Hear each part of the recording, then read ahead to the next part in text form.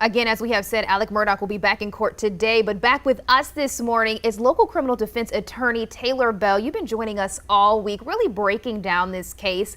And the first question that I have for you, thank you so much for joining us.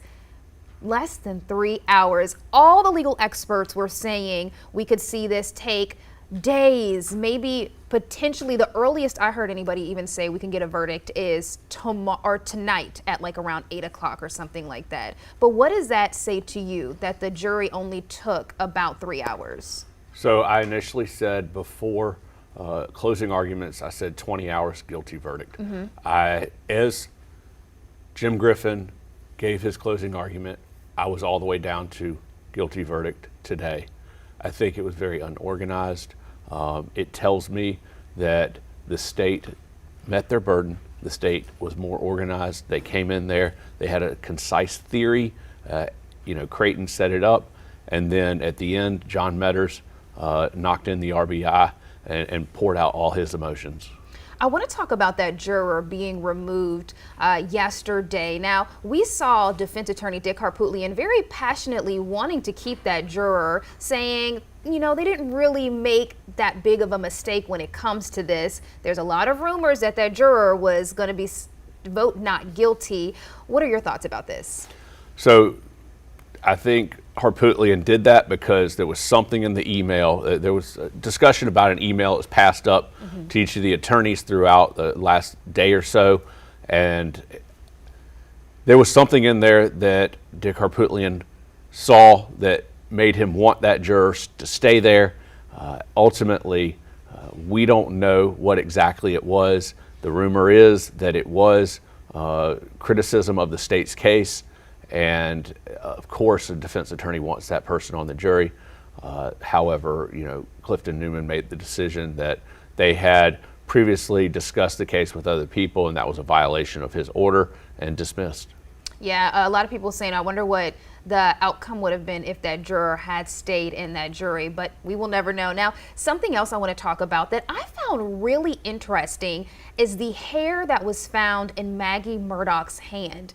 The first time we heard about that was during the defense's closing arguments, and I was wondering, why didn't they bring this up and actually make this a pivotal part of their case? So it was mentioned by a SLED agent that it had been found and it had never been tested. Right. So it was in evidence. However, they didn't make a big enough deal about it, and that was another mistake, as I mentioned, of by the defense here. I from the get-go said I hadn't seen a theory yet from the beginning. There were just a lot of shotgun approach of pellets hitting everywhere, but no real theory to drive it home for the jury to take in there and fight for the person.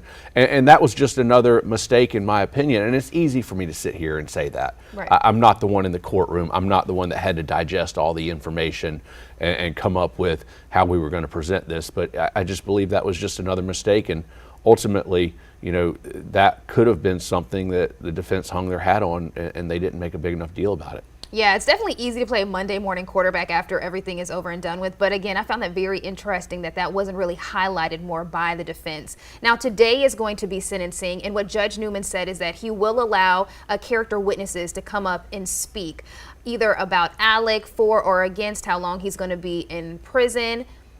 The interesting part is that the victims' families get to speak, and the victims are Alex's son and his wife. So who do you think is going to get up and testify this morning? So I believe this morning you're first going to Judge Newman's going to call Alex up in front of him, and you're going to hear from, I believe, probably the victim's family being Maggie's family. We haven't heard from Maggie's family yet. I believe it's because they've respected the process. They're waiting for a verdict to come down, and then they have their opportunity to address the court underneath the Victim's Bill of Rights. And so we're going to hear either from a victim advocate, a representative of Maggie's family, or we're going to hear from an attorney that represents Maggie's family. They're going to come in and give their victim impact statement, what they believe the sentence should be, how this has impacted them. You're then going to have it turned over to the defense to provide any mitigation. Alex may get up there and say something. He may say, I still believe I'm innocent. You know, I don't expect some kind of admission up there. He hasn't admitted anything yet. Yeah. Don't expect any kind of grand admission there. I think Buster's torn. I don't was know. gonna ask I you don't about know. I feel bad for Buster. Oh, my his heart breaks life, for him. his life has absolutely been changed and ruined. He lost his mom. He lost his son or brother, and now he's ultimately lost his father. And ultimately, a jury said that his father killed his family. And so I feel really bad for him.